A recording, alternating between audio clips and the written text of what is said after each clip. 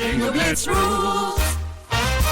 If your bingo has ads in it, That's not a bingo. if it doesn't have the coolest tournaments, mini games, and the most breathtaking design, Nope, not a bingo. if your bingo moment makes you feel so excited that you just want to burst in joy and scream out loud, bingo! Sorry, so you're playing... Bingo Blitz? Now that's a bingo. Go for a world of excitement with Bingo Blitz, the #1 free bingo game. Download Bingo Blitz and play for free. Now that's a bingo. Streaming December 12th on Peacock. Paris Hilton and Nicole Richie are back That's hot. Loves it. for a show-stopping reunion that will prove putting on an opera is anything but simple. We're really good at this. One thing's for sure, they won't be upstaged. Good to have you back. Come on, we've got a show to do. Paris and Nicole, The Encore, a 3-part reunion special, streaming December 12th, only on Peacock. Let's hang out. Let's hang out. And let's talk about what legends about. Let's hang out. And let's listen to two lesbians shout. Let's hang out. Let's hang out. Hey everyone, welcome back to Let's Hang Out. I'm Ellie Brigida. And I'm Lee Holmes Foster, and here's what's happening this week. This week in the Lesdom. This Week in the Lesdom is a place where we can touch base each episode about things going on with the podcast or otherwise. We are still in our Indiegogo crowdfunding campaign for Journey to the Heart. We really, really need your support. We reworked our budget the other day, and we just want to let you all know basically where the money is going. The first amount of money, so basically where we're at now, is paying all of our cast, and that's mostly it. Our rates for our actors have pretty much doubled since last year. There's a few reasons for that. Our SAG rate has increased because we are not a new production company anymore. This is our second project. And also competition for actors has significantly increased since last year when it was earlier in the pandemic. So we do have a larger budget and we really need to cover that. So we just need your help in these last 2 weeks of the crowdfunding campaign. If you can help us, you can do that at bit.ly/support Journey to the Heart. You may have seen that we also had a little announcement that we want to make sure everyone is aware of, but we have a new casting announcement for Journey to the Heart, which is there's a little show you may be familiar with. It was called Teenage Bounty Hunters. It's one of the, best things Netflix has ever done. And then followed by the worst thing Netflix has ever done. Yes, which was cancel it. And it starred a certain someone by the name of Devin Hales. And we are just super, super happy to announce that Devin is going to be working on Journey to the Heart with us, playing Ileana, who is part of Charlie's crew. So if you want to help us make this show and be able to pay all of our fantastic actors like Devin and Jess and Zara and Sissy and Ellie and Valerie and everyone else who's doing this and with us. Lee. And me, sure. Just head on over to bit.ly/support Journey to the Heart. Every little bit really makes a huge difference. In the greater Les universe, do you watch Selling Sunset, Lee? I don't, but I have seen way too much about this next bullet point item, so I'm just gonna say that, you don't have to. You don't have to watch Selling Sunset, No. Sunset to know that Chriselle, who's one of the realtors on Selling Sunset, has started to date G-Flip, and people are flipping out over it. Oh, nailed that one. Yes. But Chriselle, also, her dating history is wild because she dated the dude from This Is Us. She started the show married to the guy from This Is Us. Then she dated the owner of the real estate company that she works for.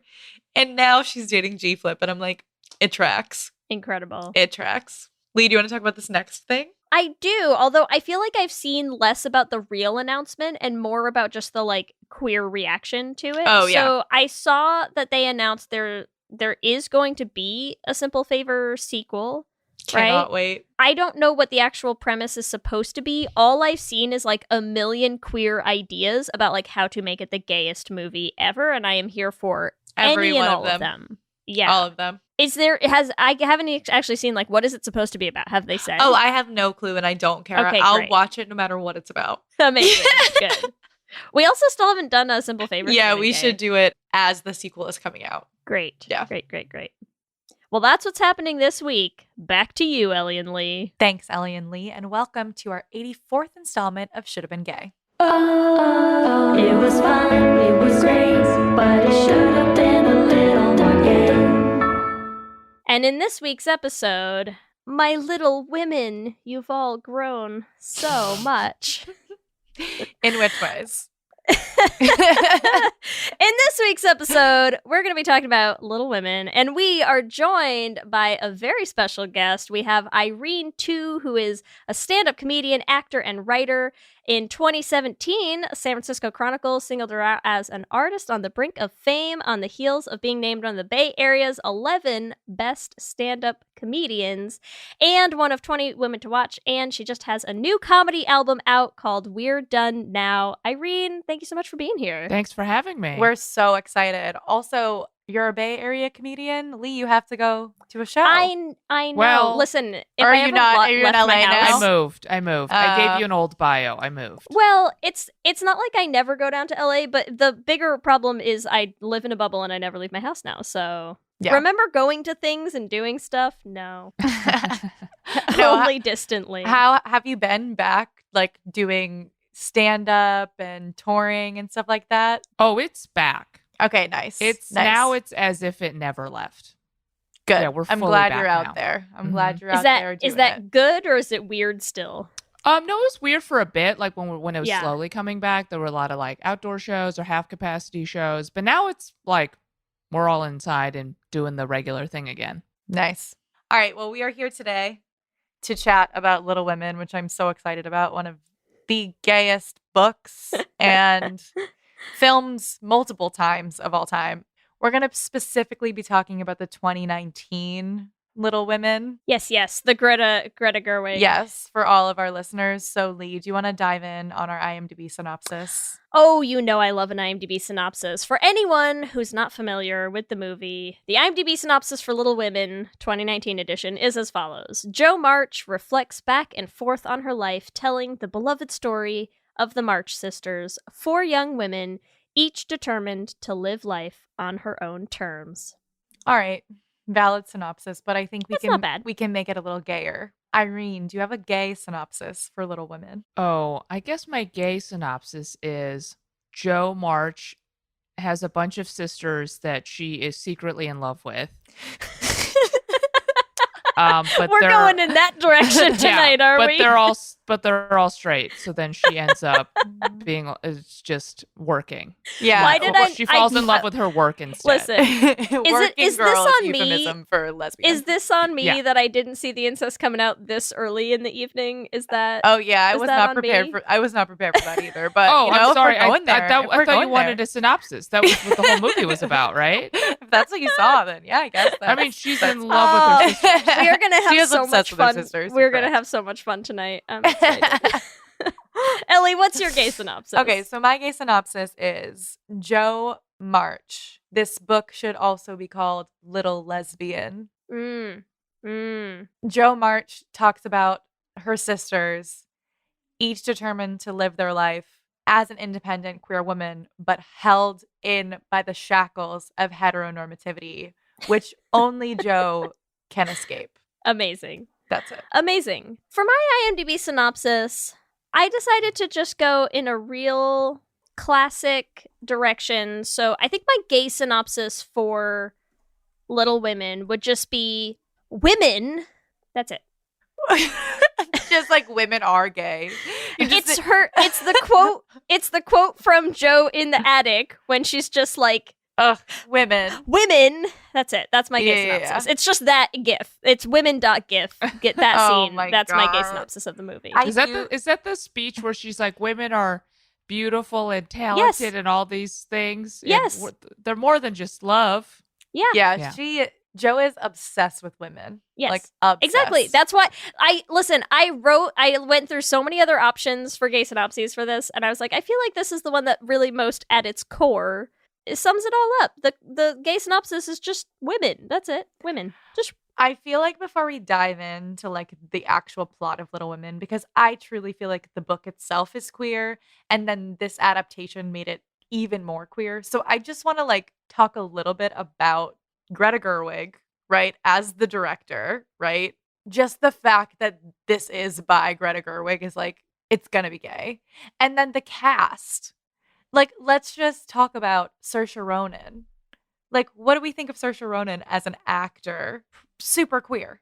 Everyone in this is gay. Is that what you're looking for? Yeah, I'm just like the casting choices. Everyone the casting choices is gay. I'm like, if you put Saoirse Ronan and Florence Pugh in, Oh, and Laura Dern, and Laura Dern, yes, True. it just in gets a gayer. film. Have both of you seen that, like, the gay men's chorus singing about Laura Dern? Laura Dern. Mm-mm. Yeah. Oh my god, look up the video. It's just, you can find it on like YouTube or something. And also It's incredible. Wait, is it? Timothy Chalamet is like an honorary lesbian. Yes, like for sure. Lori is a queer woman. Yeah.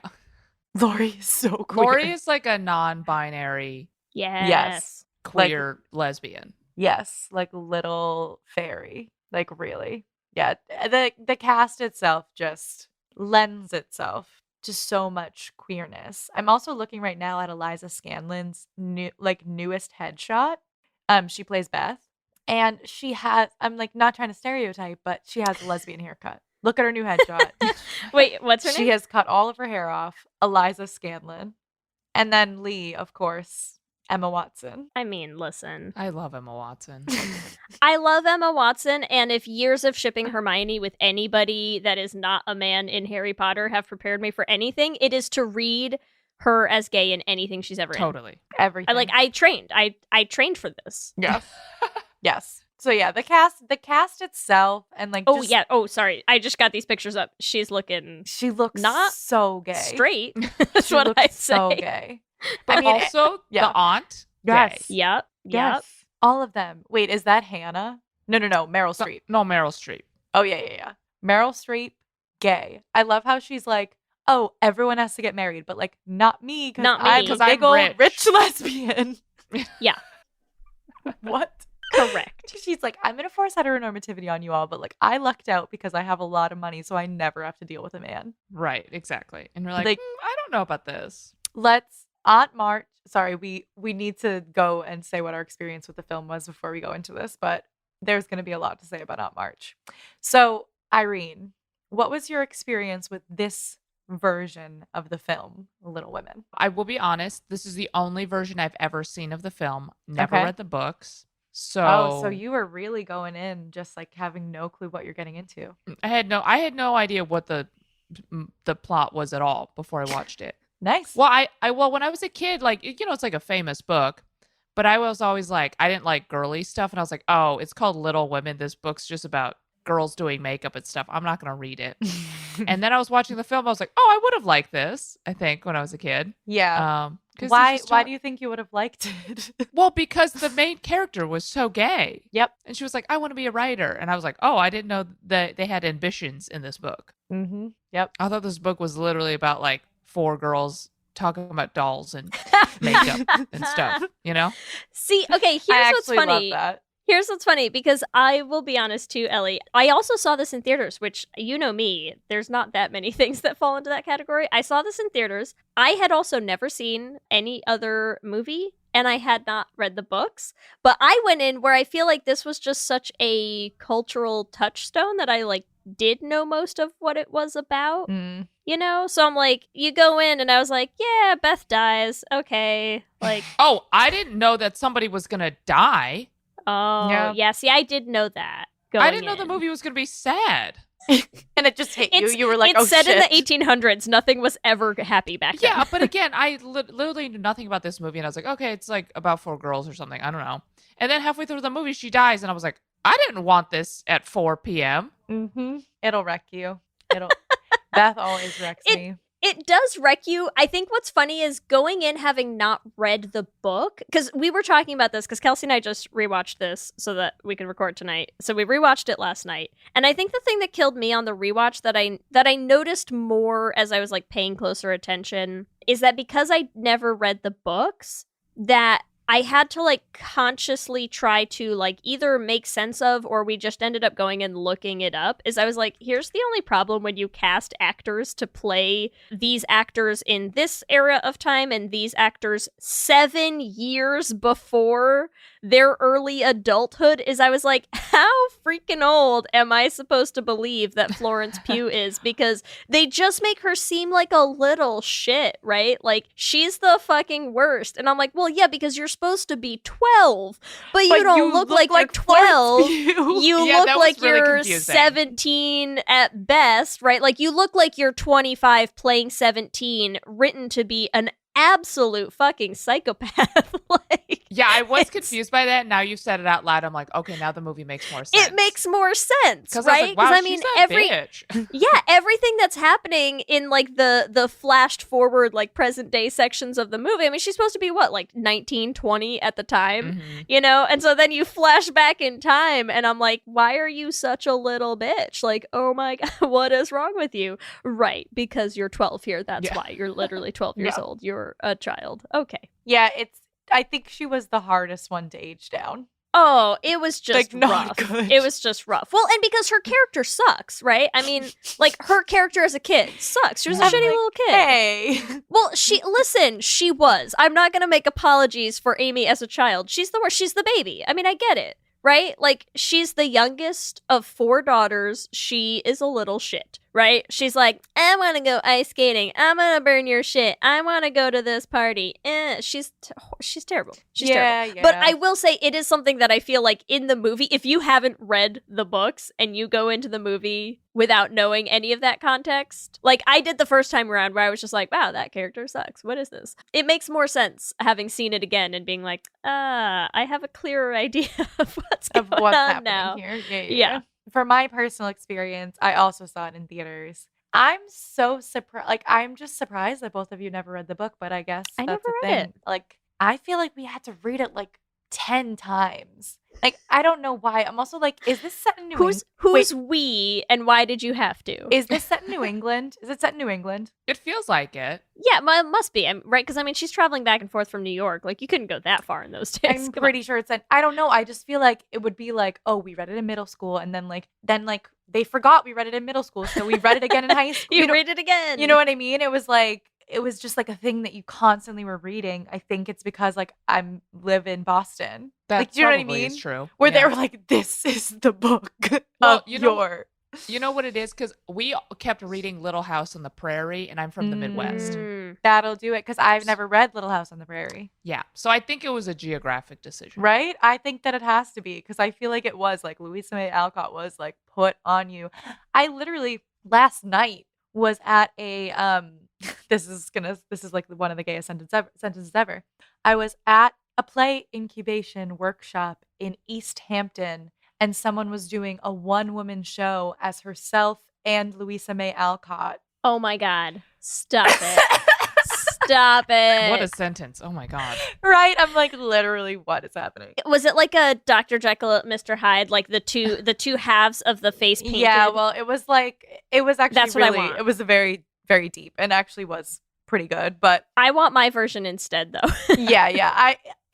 I'll say it's like that. But yeah, it was about domestic violence and this woman who like had Louisa May Alcott in her head telling her like she could leave. So it was pretty intense. And actually the actor was really good.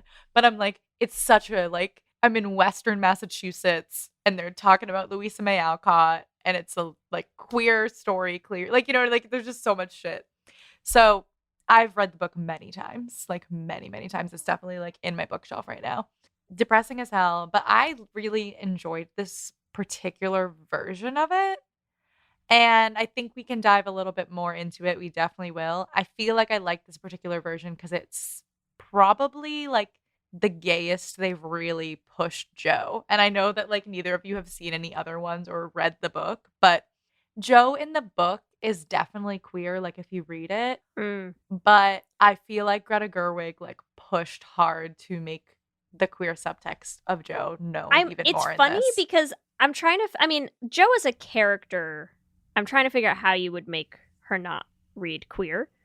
You can't. Especially because I'm curious now, like you having said that, I'm curious how many of the things that are in the movie are pulled from the book or not in terms of like the number of times that she's like, that's boyish. That's why I'm doing it. Like, shame that I was born a girl. Like, I don't want to do like anything. She definitely has that in the book. I feel like there's a lot. There's I feel a like lot. in the book they try to like make the relationship between her and Lori more meaningful.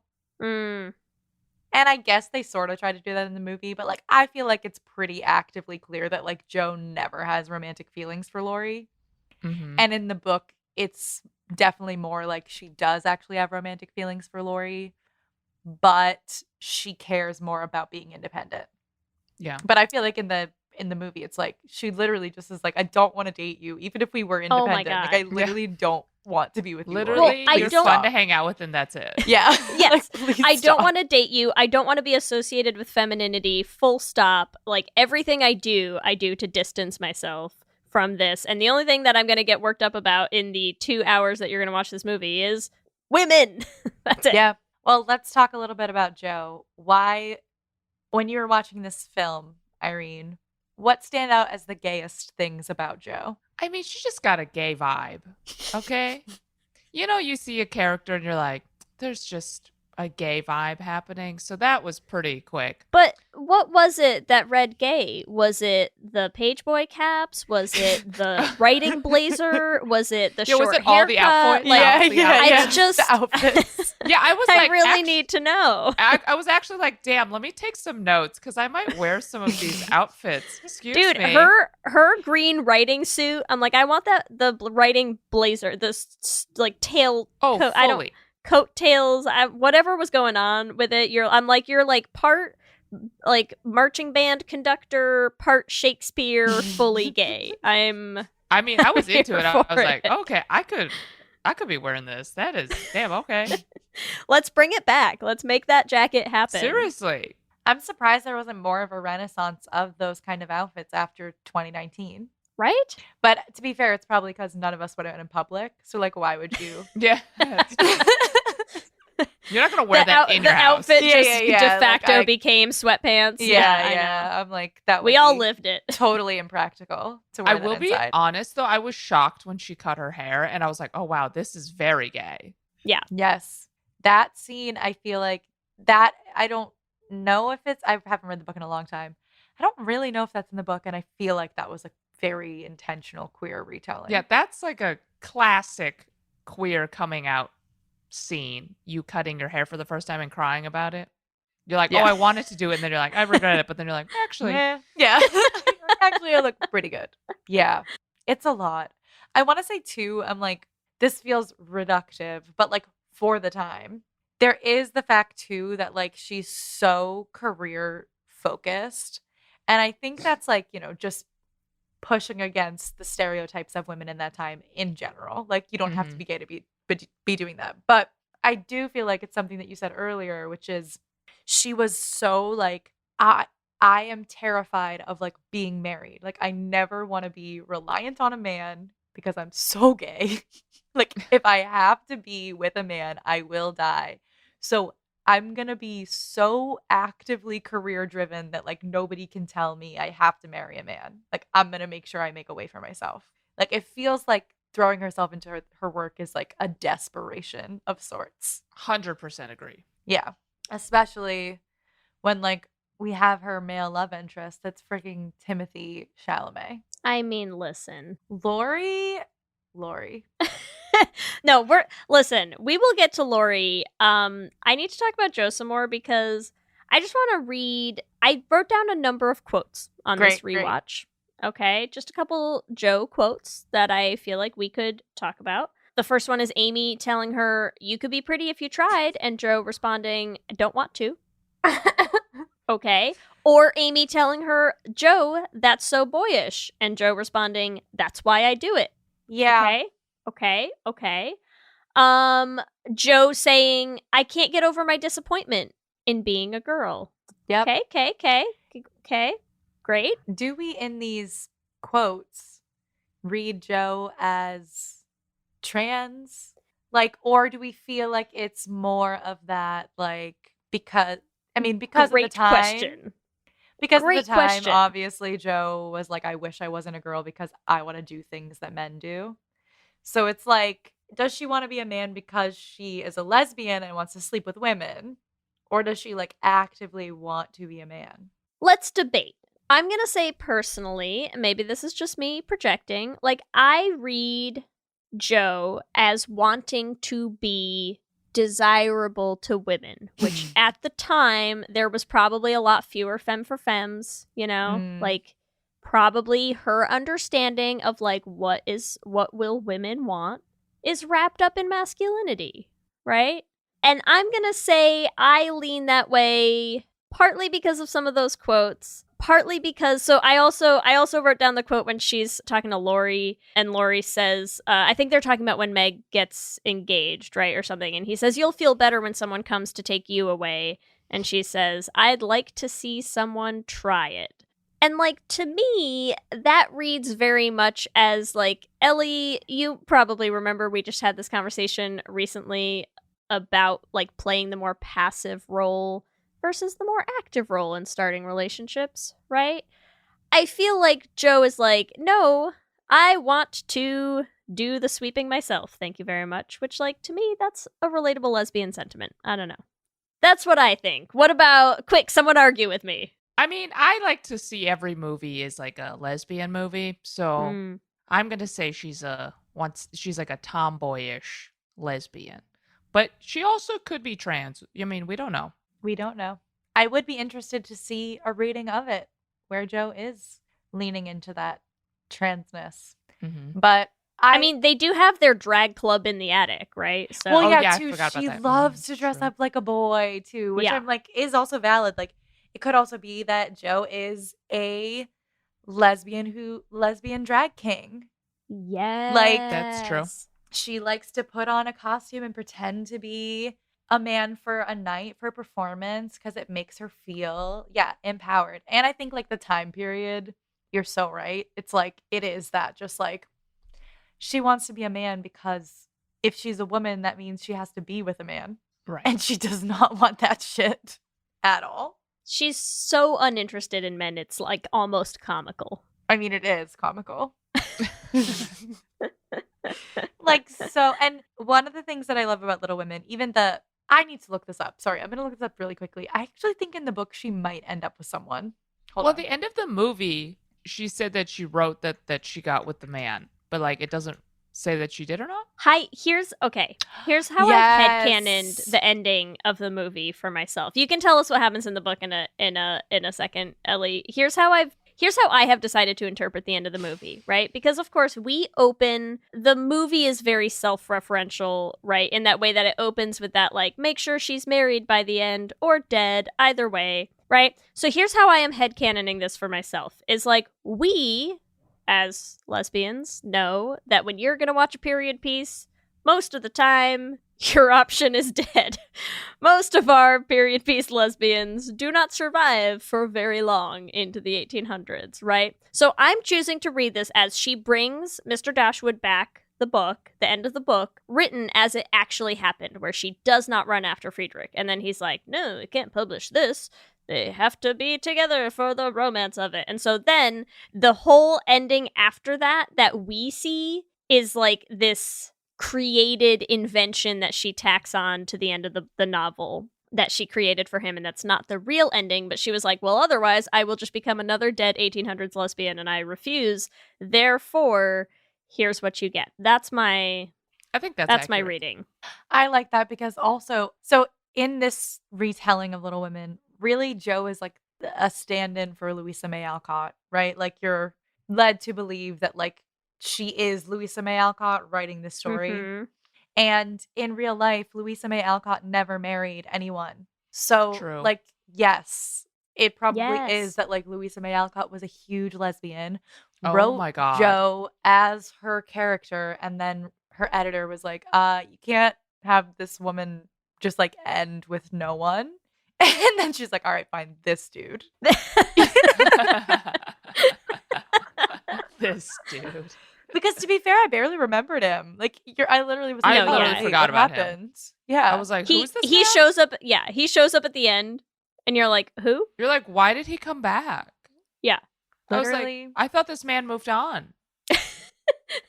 I thought this man moved on and I thought Joe moved on because, listen, when we talk about movies where the central male love interest is kind of an afterthought, I'm sorry, this dude who's all we've seen in this movie is you setting yourself on fire in his presence and then you screaming at him, and that's it, right?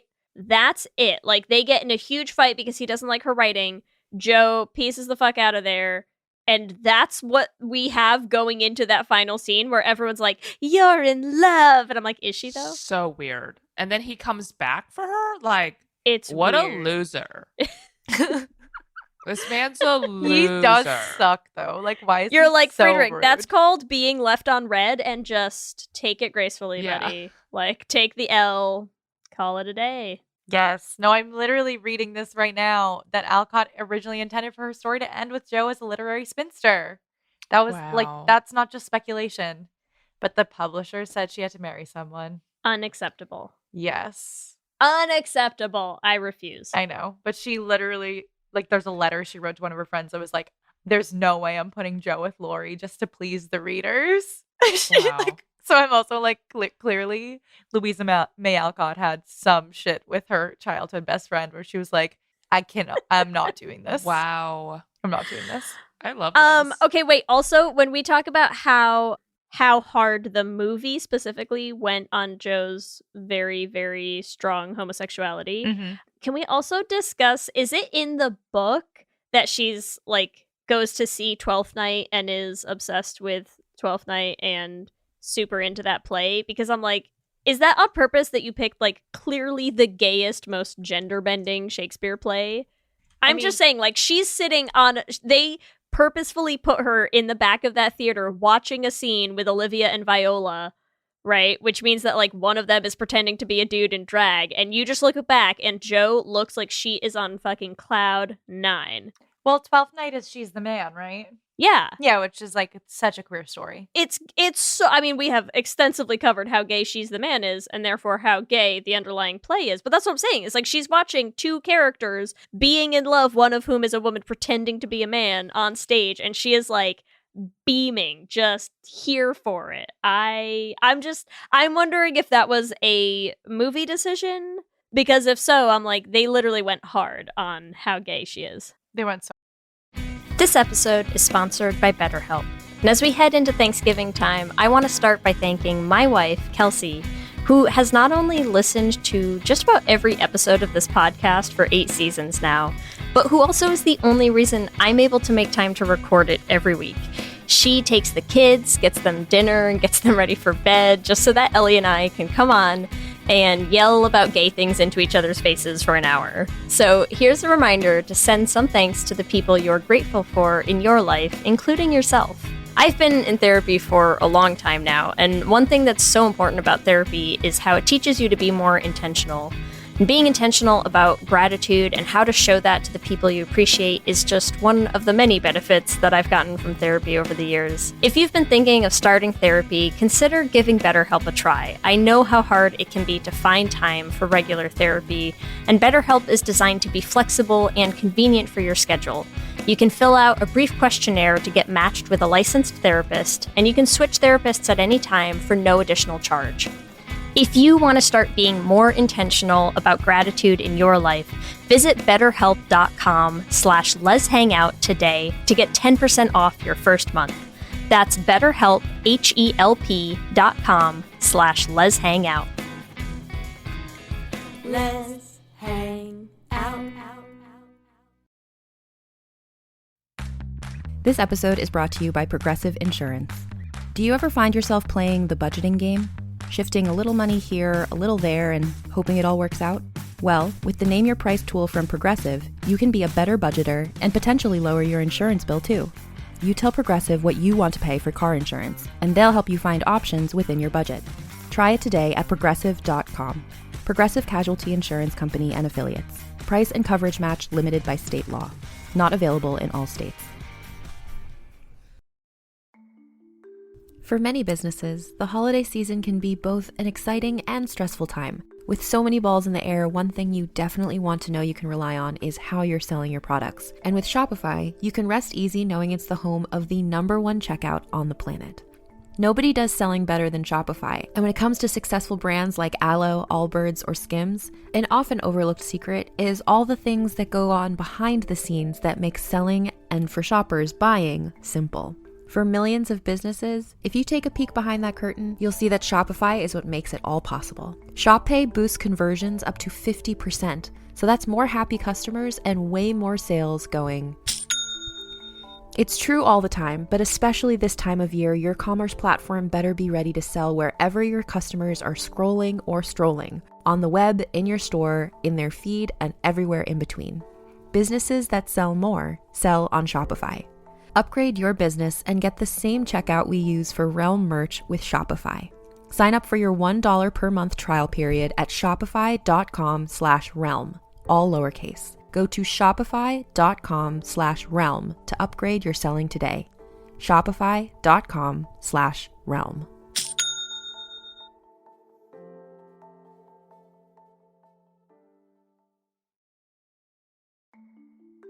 For many businesses, the holiday season can be both an exciting and stressful time. With so many balls in the air, one thing you definitely want to know you can rely on is how you're selling your products. And with Shopify, you can rest easy knowing it's the home of the #1 checkout on the planet. Nobody does selling better than Shopify, and when it comes to successful brands like Aloe, Allbirds, or Skims, an often overlooked secret is all the things that go on behind the scenes that make selling, and for shoppers, buying, simple. For millions of businesses, if you take a peek behind that curtain, you'll see that Shopify is what makes it all possible. Shop Pay boosts conversions up to 50%, so that's more happy customers and way more sales going. It's true all the time, but especially this time of year, your commerce platform better be ready to sell wherever your customers are scrolling or strolling, on the web, in your store, in their feed, and everywhere in between. Businesses that sell more sell on Shopify. Upgrade your business and get the same checkout we use for Realm merch with Shopify.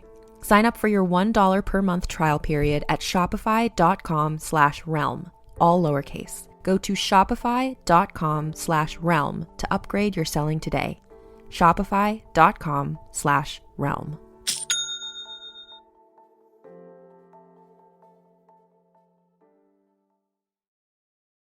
Hard. I'm curious, and maybe I shouldn't dive more into this, but Irene, I really want to hear more about what you think about Jo being obsessed with her sisters. Okay, well, mostly she's definitely obsessed with Meg. Meg. So true. So like, true. She was like practically begging Meg not to get married to that tutor guy or whatever. And she was like, I mean, I can provide for us. I'll work, like I'll do all this stuff so you don't have to get married. I'm like, what are you doing? She's like, I'll be your husband, Meg. You're like, wait, what the hell? Yeah, do you remember that scene? Yes. Like, everything she was saying, she's like, I was like, wow, that is something. That's not also, because I feel like prior to that, she also like with Megan, she's like, don't get married, like, you know, at the debutante ball thing. It's like, she's going to a ball. She's not going to get married. Like, she just like went for a weekend. It was the 1800s. Like, Amy got married on the way back from France. Like, let's not rule anything But it's like, out. why is she so obsessed with Meg not getting married? True. Every time. I feel like it's maybe also because like she knows they're all gay. Yeah, I feel like she's also like if we don't read it in an incest way. Yeah. Weird. Where would be the fun in that? Come on. I do feel like it is that thing where you like, you know, like she literally is like, Meg, I know you're gay. Like, I know I'm gay. I'm Jo, right? I know I'm gay. I know my sister's gay. And I'm literally like, oh my God, I just see before my eyes like this gay woman is about to go get married. And I'm like, stop. No, I'll save you. Like, I'll save you because I'm queer too. And then we can just be like this little queer, like she's going to start like a little commune with her sisters. Like also Jo would be all about a co-op. I mean, the school is a co-op. Let's be real. Yes. Yep. Okay. I have an answer. I have an easy solution here to our problem, which is it weird to ship Jo and Meg together? Here's my easy solution. Are you ready? Good question. I think Interesting question. I think interesting question. Easy solution. I think we just need Saoirse Ronan and Emma Watson to like make out a little bit so that we can all decide for ourselves if we feel weirded out or not. That's all. Then we'll know. Then if you watch it and you're like, oh, actually that feels a little weird to me, then like maybe it's weird. And if I have a not, solution as well. Okay, let's hear In it. the movie, it doesn't say they're definitely all blood related. Marmy, So- what are you doing, Marmy? So maybe Marmy adopted them all separately. That's true. That listen, I So could then you could I do could the see Meg Marmy do. Marmy and the would Joe. be the type, right? Yeah. Marmy would be like, this poor baby has no home. Bring Yeah. him Yeah. home. One of them was adopted in. Yeah. Out of the two, the Meg and the Joe. It's more okay. I mean, I will say Meg is the only brunette in that family. See? That's what I'm telling you. Doesn't track. Right? Adopted. Doesn't track. And they are very, very physically intimate with each other. If we're talking that they're step siblings, then I can dive into that. But they are very physically intimate together. I'm sorry, they are. Like I feel like they're like literally like, oh, we only have one bed. Like it's very intense. Can we talk a little bit about Meg then? Yes. Because I feel like, so here's the thing. I started rewatching, and my first notes in the movie, as you meet all of the characters, just the first couple bullet points of my notes read Joe, gay. Amy, gay. Meg, a practical gay. I just feel like that's the energy that Meg has for me, right? Like Meg is like, I'm gonna just like sew up this button on your button-down shirt because I'm such a practical gay. I'm just gonna like make do with this. I'm such a practical gay. Like Meg was cottagecore gay before it was a thing, right? Meg's like, I'm making my own paper. What do you want from me? Saving the earth. Practical gay. She would be very useful on a commune. Meg's like out in the back composting. Like that's just her, right? That's so funny. I see it. Also, like she's a little bit of a theater gay. Yes. Totally. Yeah, she's like, I'm an actress. Yeah.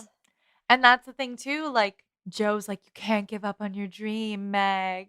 That's what I'm saying. Remember when she was obsessed with her being the actress, being like, you're such a good actress. You can't give up on that. I'm like, why are you so obsessed with Meg? Also, I wrote you another play, Meg. Yeah. Also, yeah, she's writing plays for her sister, right? But Yeah. isn't in the play Joe plays a man and like they're together? No, Meg. Emma Watson's got a little fake mustache on in one of their plays. She's definitely a drag too. Plus, in their attic drag club, I don't know if they had a name for it. That's what I'm naming like it. Attic Drag Club. I was Attic Drag Club. If somebody wants to use that for like their band or something, like feel free. It's yours because it's dope. So when they do that and then they have the conversation where they try to like induct Lori into the club, Meg, direct quote, "We don't want any boys. This is a club for ladies." Meg's like, I am not interested in real men. Just That's ladies dressed true. like them. They true. really do like to exclude men from everything they do.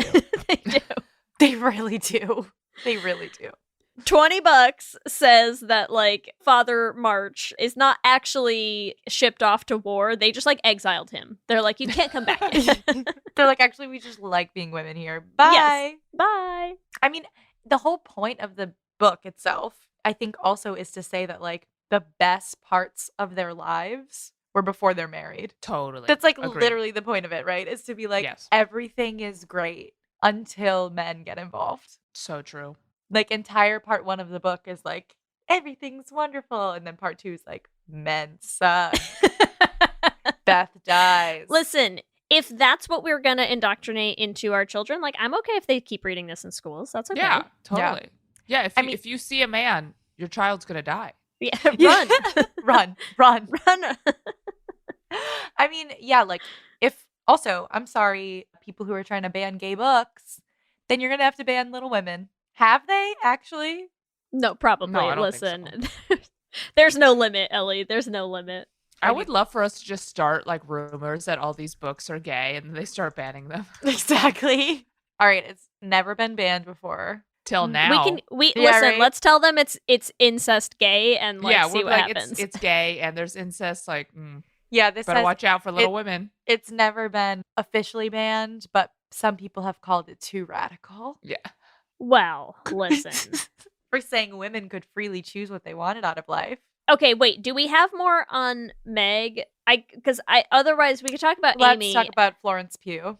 I don't even feel consider her I feel like Amy. my She is only Florence last Pugh. Meg point. I feel like my only last Meg point was that she marries like the softest boy in the movie, which I was like, I mean, It's too Come easy of a choice. that's too easy. Far too easy. All right, but let's talk about Amy.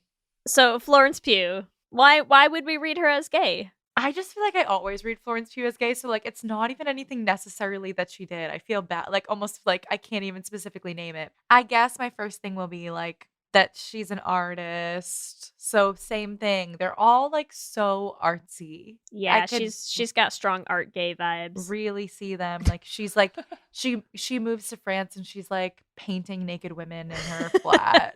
Like and then she's like, "Oh, Lori, oh, I didn't know you were going to be here." Like that's what I see for her. I also listen. I can't tell if this is like I can't tell if this is a bad story. So you can tell me afterwards, Ellie. Oh you god, I wanna don't know leave what's this going to in or happen not. here. So here's the thing. It's like when we were in college, so like Kelsey and I met at Mount Holyoke, which is a women's school, right? Gay. And Yep. very gay. Yeah, it's a gay place to meet my wife. But she also did a dual degree with an engineering program at Dartmouth. And so when she did 2 years, her junior year and a 5th year at Dartmouth. And while we were at Dartmouth, I say we because, of course, we both went. For all intents and purposes, I was there a lot. And so, so the first semester that she went to Dartmouth, she like met a whole bunch of people and then had to come out to all of them, right? And like, Ellie, you know what Kelsey looks like. Irene, my wife, is like very femme. Wouldn't necessarily read as gay for a lot of people. Sure. And so when she first like mentioned that she had a girlfriend or whatever, like a whole bunch of the kids that she had met over the first like week or so were like so surprised, right? Like, oh my God, what do you mean you're dating a girl? Everyone except for one guy that she ended up living with her 5th year that we were pretty good friends with. And he was like, oh, sure. And she was like, what? Like, what do you mean? And he was like, well, yeah, sure. I mean, like, you have a gay face. And she was like, what? And so like we've been joking for years about like, oh, like gay face. Yeah. And like, you know, it's the kind of thing where you're like, is it a hate crime or is it just funny? And then someone like Florence Pugh rolls along and you're like, oh, gay face. Gay yeah, I face. get it. Yeah, no, it's a thing. Gay face. It's a thing. Gay It's gay boys. face. Gay face. Yeah. Florence Pugh has it. And I'm sorry, but like, you're totally right, Ellie. It's so hard to read her as straight in anything.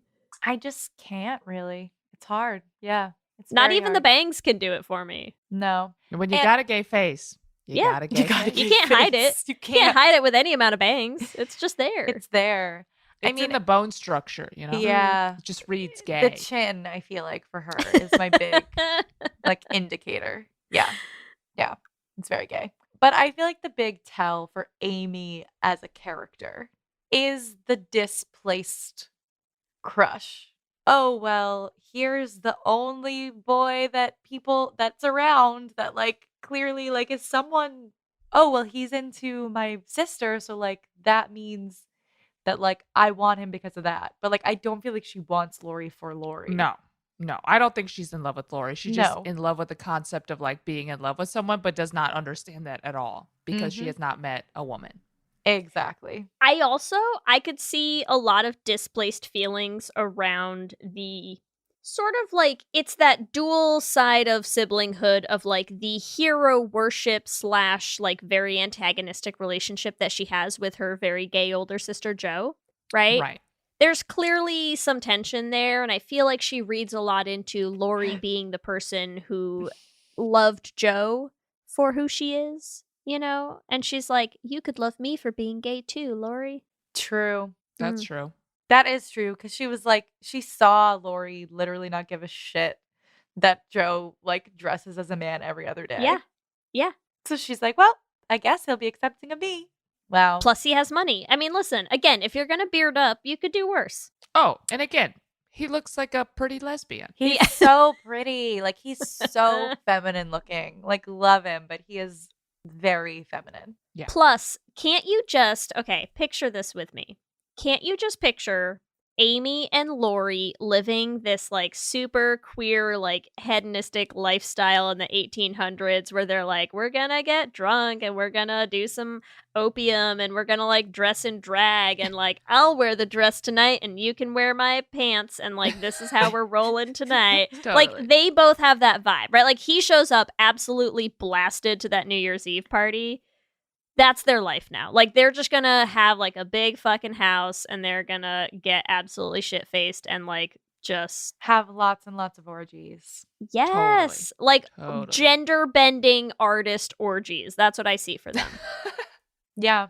You're welcome, Louisa May Alcott. This is what you wanted. She wanted this queer interpretation. This is what you wanted. Yes.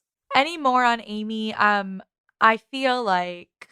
there also is like be gay, do crime kind of vibe, but like I feel like she has that like does not give a shit about authority type vibe, which I feel like is very queer of her. Of like, you're not gonna tell me what to do. Totally. I make my own rules here. I'm really happy that they cast Florence Pugh as Amy because I do think Amy is horrifically unlikable in the book. In particular, and in the movie. Yeah, that came across. She is, but I think she's less unlikable because it's Florence Pugh. Yes. That's maybe my own personal bias. Fair it enough. softens the blow. Yeah. It's the gay face. Yeah, where you're just like, well, she sucks, but she's Florence Pugh, so I'll let her, you know? That's all I'm saying. But I think like most of the March sisters are gay. It's hard to really say with Beth. Like, yeah, what do we think about what are our thoughts on Beth's sexuality? Okay, Beth is just not even in the movie. Yeah. She's a catalyst. She just plays for the other people. piano. Honestly, she's asexual. She just plays the piano and then she dies. Like, that's it. Yeah. Well, listen, here's what I will put one thing in the Beth reading as slightly queer, which is like a social anxiety gay, right? True. Like, I mean, yeah. I could see that where she's like, which again, I mean, that's the other scene where I'm like, I have such a hard time with the casting of this movie because I get that you're supposed to be like 13. But the scene where she's like, he asks if anyone wants to use the piano and she's like, I would love to use your piano. And then like goes and hides behind the nanny again. And I'm like, totally. How old are you? You're like clearly 25. This is a weird look for you.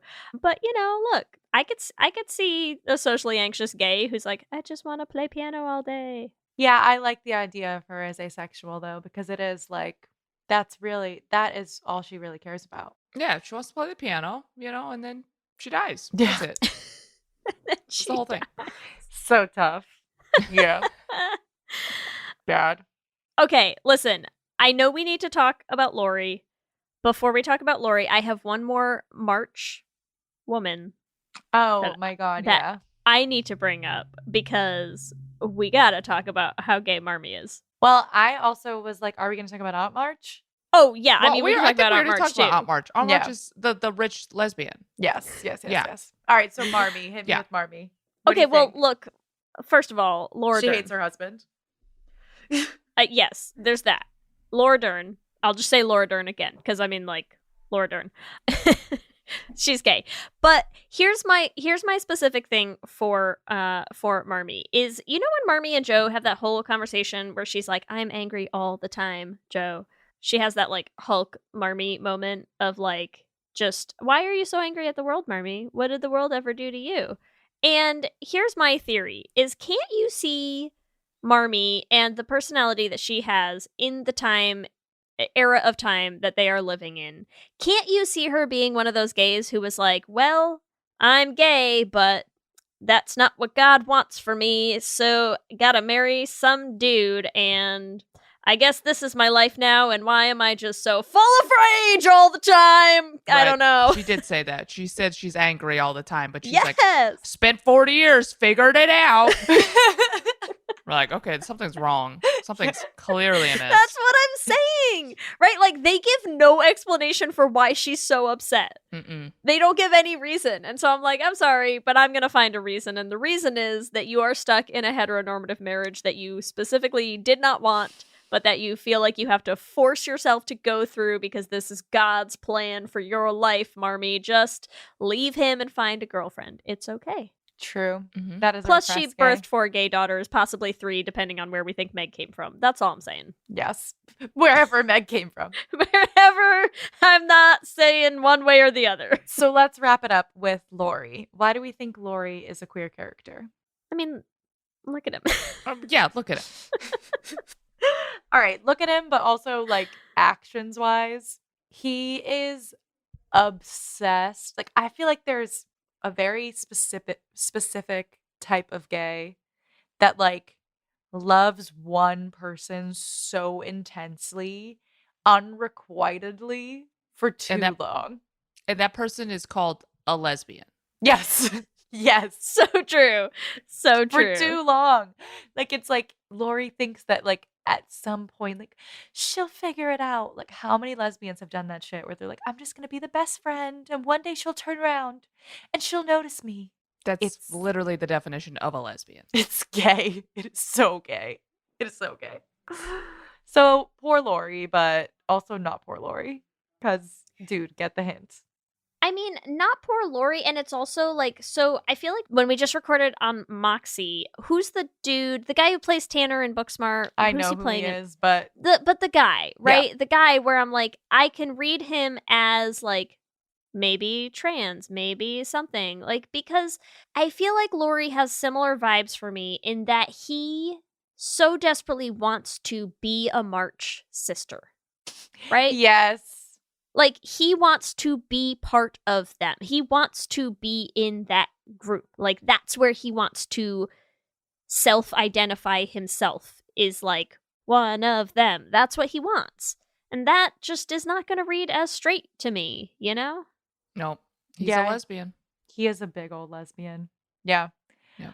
All right. So which characters are we shipping? We've already sort of talked about this. Oh, wait, sorry. I have one last thing. One last honorary mention for a character, which is Mr. Lawrence. Mm. Those shoes, they're gay. That's all. Okay, I'm done. Great honorary mention. All right, here we go. I'm sorry. So, The I already purple shipped flower mine. slippers. so Joe, I already and, shipped Joe mine. and Meg, we have, right? What's their ship name? Oh God. Mojo. Mojo. Oh, Mojo. Wow. Or I guess it'd be Mejo. I don't know. No, Mojo works better. Mojo? Let's just I think keep it's- it. yeah, I It's like it. wrong, but it's better. Yeah. It's okay. But we like it. It's wrong, but Um, so is their relationship. So Yeah. it's Mojo. Yes. But we should have Nobody cancel never- us for this episode. We blame Irene. Okay. So My sorry bad. for this. She's adopted. Yeah, She's adopted. Yes. which is Uh, still wrong. Which is still, but 90s films have told us otherwise. yeah. All right, so for me, I wish that there was a queer character for me to ship Joe with. I just feel like I'm just going to say, like, I ship Joe with a future. Actually, I ship Joe with, oh my God, what's her name? From Titanic. With Rose? Rose? Yeah, because, Saoirse Ronan and Kate Winslet were in that lesbian movie together. Oh my god. my God. Stop. So I Okay. just like say this is the same Oh my timeline, God. and like So, further okay, so along, you're saying Joe gets- someone should write us a fan fiction where Rose arrives in America, ends up at the boarding house with Joe. yeah, They start the commune school together. I see it. I'm not Actually, I'm kind not of into here this. for it. This is Yeah. kind because of good. yeah, 'cause, I'm not against this. Someone write us this. Jack send and it to us. Lori are pretty interchangeable for me. I think in terms of like their Oh, God, yes. femboyness. Yeah. God, yes. So I know Into this it. went way out of left field, but Joe and Rose, Joe's. Hell yeah. Joe's. Hell yeah. Yeah. Or Rojo. Oh yeah, Huh? Mojo and Rojo? Mojo. I'm making it work. Listen, Rojo and Mojo. What about you, Lee? What's your ship? Oh, Jesus. Lori? You don't want Lori with anyone? Must I? I guess you don't have to. I guess. Good Lord. All the relationships. I are will pretty ship twisted. Meg with whoever that girl was who kept calling her Daisy. How's that? Oh. Okay. Yeah. I feel like she was For into sure. the nickname. She was Yeah, like, yeah. you can call me whatever you want. Yeah. I like that. They definitely. Had She's a bit like, of I'm going to tension. wear your dress. You call me what you want to call me. So that character doesn't even have a name. But they're together. They're together. That's Meg's girl on the side. You gotta have a girl in the way city. she Come on. survives. Yeah, only way she survives. All right, are we ready for our Q&A? Here we go. I think All we're right, ready. let's do it. Wait. First, Little Women. Little Should've been Women gay. should have been gay. Joe March, the queer icon of pretty much all time. Okay, All time. now it is Now time. it's our time for our Q&A. Here we go. Q and gay. All right, question number 1. This is for you, Irene. Who is the gayest March sister? A. Meg, B. Joe, C. Beth, or D. Amy? Obviously, Joe. It's just so it's Joe. It's Joe Joe. a million times over. Yeah. I know, but I want to see if anyone has, No, the alternative answer's Joe. viewpoints. Like, The I'm answer's just curious. always the Joe. answer's just Joe. Okay, question 2. Did you cry when Beth died? A, yes, or B, I'm a monster. B, I'm a monster. Damn. I I'm a bet you monster, Lee's a too. monster It's okay. too. Yeah. I'm always a Wow. monster, Ellie. You know, Ellie, did you cry when yeah, Beth I died? bawled. Of course I did. You know who played Joe in the 1994 version of this? Winona Ryder. Oh my god, stop Oh, it. okay. And Susan Sarandon was the mother. Stop it. Wow. Also very gay. Yeah. I just needed to look at this because I was like, wait, I feel like I have this vivid memory of another very gay Joe in the movie. And that makes Incredible. sense because they're always gay. All right, question number 3. What is gayer? A, the page boy cap. B, the riding blazer. C, Amy's pipe. I forgot about that. D, the purple shoes. A, the page boy cap. Yeah. I mean, the pipe was pretty gay though, right? Bring back Yeah, the that was page pretty boy gay cap. too. Okay, question 4. Who was the gayest little man? Out of A, Lori, B, John, C, Mr. Lawrence, or D, Mr. Dashwood? Still definitely Lori. Lori. I I feel like also- Mr. Dashwood bearded up too, though. I'm just saying. I also felt so weird that you said little man. That was weird. It That was felt- really Well, strange. it's in capitals. Get it? Yeah, Little yeah, I women. get Yeah, it. we get Little it. women, Little little We got men. it, but it yeah, felt weird. Just did not feel right. Yeah. All right, question How number tall is Timothy Chalamet? That's all I'm True, saying. honestly true. All right, question number 5. What is your dream role in life? A, wife, B, writer, C, actor, or D, artist? Was it C, actor? Yeah. Yes. So C, And, actor. and listen, the discerning listeners may have noticed that, like, yes, Meg did get 2 of those, but I feel like adding in a Beth option and being like, early death just felt wrong to me. Dead, writer. So I just, I worked with what I had. That's all. Oh my God, horrible. All right, amazing. Thank you, Irene, for hanging out with us to talk about this very, very gay film. Of course, thank you for having me. I'm sorry to the listeners that I've made this episode extra incesty in addition to being gay, but hey, I'd like to say what happens. it's the first time, but I don't think I mean, if you watch the film, it's not my fault. Yeah, No, it was really it's the really film. not. It was the film. It was not you. This one's on Greta Gerwig. It's not on you. Yeah, yeah. Irene, tell our listeners, where can they find you? Where can they find all your stuff? And anything coming up you want to let them know about? For sure. So I'm a stand-up comedian, so I go on tour all the time. You can come see me live. Go to my website, irenetu.com for tour dates. You can follow me on social media at Irene_2. That's TU. And I have a new album that just dropped. It's called We're Done Now. You can find it wherever you get albums, iTunes, Bandcamp, whatever. And yeah, that's kind of it. Come see me. Awesome. And send me more gay movies to watch. Where's your next show? Oh, I'm going to be in Bloomington, Indiana for the Limestone Comedy Festival. I think it's like May 12th to 14th, something like that. And then I'm also doing a couple shows during the Netflix is a Joke Fest in LA. And I forgot where else. But yeah, just check my website for tour dates. Awesome. Very cool. Thank you so much for hanging out with us. This has been a blast. Thank you for having me. Let me hear you say hip, hip, hip, hip, hip, well, yeah. We love hearing from you and building community, so we want to shout out some of our favorite things each episode. And as always, we want to thank all of the people who have been donating to our Journey to the Heart crowdfunding campaign, starting with Sam, Durr, Jacqueline, Cassandra K, Caroline, and Marta. Thank you so much. And to everybody who has donated so far or shared or told their friends or family about the show, it just, it means a lot. It's how we're going to be able to make this project. And so we just want to say thank you. We also want to say thank you. So you may all have heard last week's episode. We did a Les Essentials on the absolutely delightful bonkers roller coaster ride that is Girl Trash. And so we just need to give a really, a from the bottom of our hearts shout out to our listener Gwen, who messaged us on Instagram to tell us that their first time with a girl was on a trampoline and just really, really made our day. Really, Gwen, you really are made our day. Star. Yes. I am so happy to hear that. I feel like I'm like smiling like an idiot right now. I can't. It's too Well, good. because, It's too incredible. There's a lot of times where we just ask for things like, oh, please send us this thing. And like sometimes we get them. Like, I don't know if I was expecting to hear that someone had trampoline sex. And I'm so happy that somebody actively reached out to us. Like, it feels like the most exciting thing ever to like ask for a story and get it back. Amazing. Incredible. We end up on a trampoline and I have first time sex. It's just my fantasy. Hold the phone. You're a chick virgin? Oh, no, I'm not.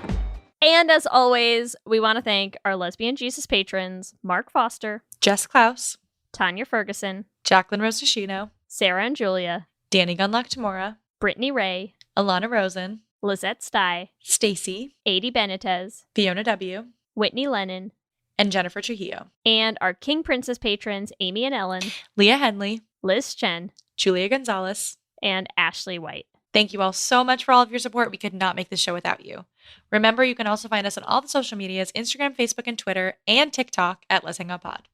You can email us at letshangoutpod@gmail.com. Or check out our website at letshangoutpod.com. Whatever app you use to listen to podcasts, make sure that you are subscribed. That way you'll get new episodes as soon as they go up. Also, make sure you subscribe to the Flame RSS feed on any podcasting app.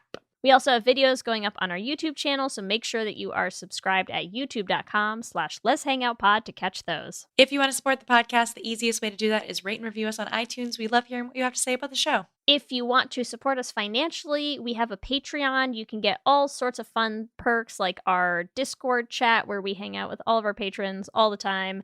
We have viewing parties. You can get ad-free episodes, all sorts of good stuff. You can find it at bit.ly/lespatreon. If you want to support our musicals, you can do that at bit.ly/$beanpatreon. That'll help us get the Flame to the stage and fill in any gaps in funding for our next show, Journey to the Heart. If you want to buy some merch, now is the best time of year to make sure that you are getting all of your queer merch for Pride and ship in time. So if you want to check out all of our designs, you can get them on all sorts of different shirts, tank tops, tote bags, all sorts of good stuff. You can find it at bit.ly/lesshop. If you want to find us individually, you can find me at Ellie Bridget on Instagram, Twitter, and TikTok. You can follow me on Instagram, Twitter, and TikTok at LSH Foster. With that, I'm Ellie. And I'm Lee. And let's hang out again soon. Let's hang out.